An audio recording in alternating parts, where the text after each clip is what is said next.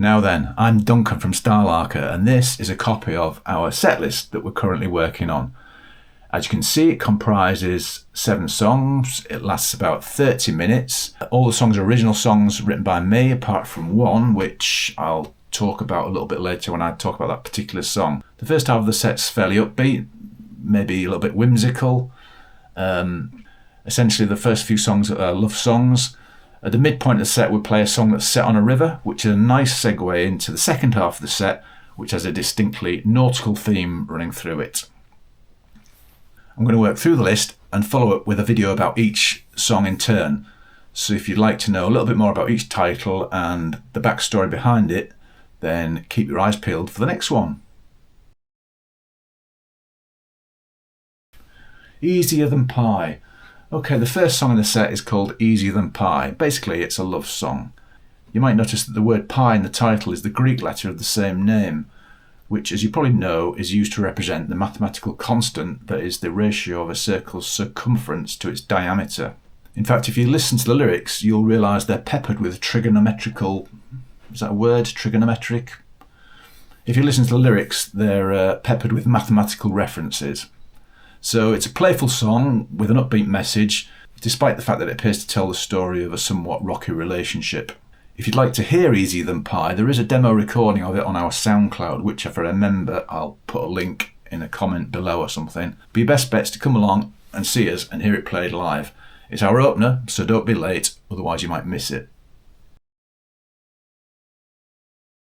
Robot, okay. Robot is another love song, although it was inspired by a fraternal rather than romantic love. I don't want to go too deeply into the story behind it because it's not my story to tell. Robot's the one song in our set that isn't really written by me. I like to think of it as a collaboration, which basically means that I nicked it. Years ago, this young lad used to come along to our local open mic and he'd belt out these songs that he'd written, and Robot was one of them. Simon and I both thought it was a great song, with a little bit rough around the edges maybe, and we'd encourage him to play it whenever he came. Over time, his writing style developed and Robot kind of got left behind. He eventually moved on to other things and stopped coming so regularly. It seemed a shame to lose a song when I thought it had great potential, and I had a sort of crappy recording of it that I'd made at one of the open mic sessions. Some of the words weren't clear, I wasn't happy with his original arrangement, and I felt that the chord progression could be improved. So basically I rewrote the song, hopefully in a way that's sympathetic to his original and in keeping with the song's theme. It's one of my favourite songs to play. Angel on the Shortwave. Okay, yeah. Angel on the Shortwave is another love song, at least superficially. In some ways this is one of the most personal songs that I've written because it draws directly on my own experiences of life and work. The setting of the song is in the late 1980s, before the end of the Cold War and the collapse of the Berlin Wall. The job that I had at the time was covered by the Official Secrets Act, so I could go into more detail about the lyrical inspiration for the song, but then I'd have to kill you. Suffice to say that although the lyrical content of the song is essentially a fantasy, it was based on a reality that was actually quite dark and dystopian. The threat of nuclear war was at the forefront of people's minds, and the possibility of a despotic dictator pressing the big red button in a fit of pique felt like a genuine prospect.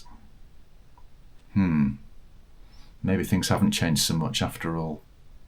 Oh yes, Prefab Sprout were one of my favourite bands back then, and there's a nod to them in the final verse.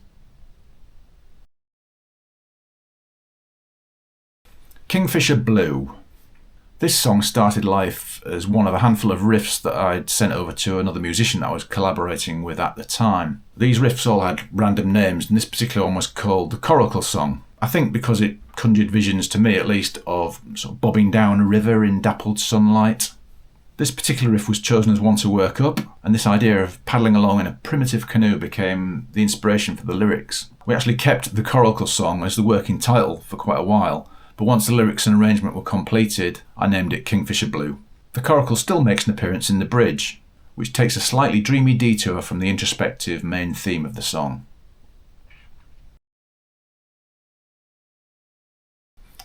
I Saw 3 Ships. As the title suggests, in I Saw 3 Ships, the narrator tells of watching 3 ships set sail on the morning tide. Although they're not named, these 3 ships are the St. Romanus, the Kingston Peridot and the Ross Cleveland. 3 trawlers that sailed from Hull in the winter of 1968 and sank within 3 weeks of each other. 58 men were lost, with just 1 crew member surviving. It was a devastating loss to Hull's fishing community, but was pivotal in the campaign for safer working conditions led by the fishermen's wives, despite strong opposition from the trawler owners and the fishermen themselves. It's a fascinating yet terrible tale. If you search for Hull's triple trawler tragedy, you can read all about it. Or listen to the song to get a flavour of the story. The Silver Cod. Another song with local flavour. The Silver Cod is not named after the chip shop in North Hull, although there is a link. It actually tells a tale of the decline of Hull's once great fishing industry through the eyes of a young trawlerman who grew up in that tradition. As for the song's name, the Silver Cod was actually a trophy that was awarded each year to the trawler with the largest catch. It was won a record 4 times in the 1960s by the renowned skipper Billy Brettle, who later retired from fishing and opened the Silver Cod Chippy in 1982.